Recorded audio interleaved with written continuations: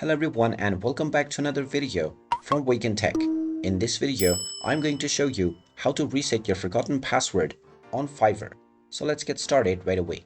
First of all, open up your web browser and then in the address bar, type in fiverr.com and press enter.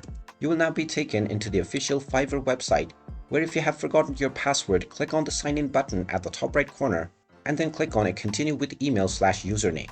You can then click on the forgot password button underneath the password box and you will be asked to enter your email address. Just type in the email address that you used while signing up for your account and click on reset password. You will now be asked to check your inbox.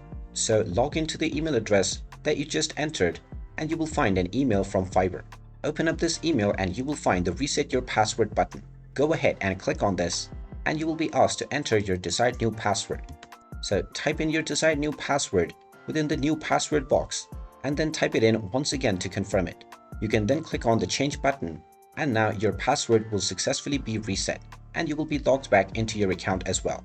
And there you have it. That is how easy it is to reset your forgotten password on your Fiverr account.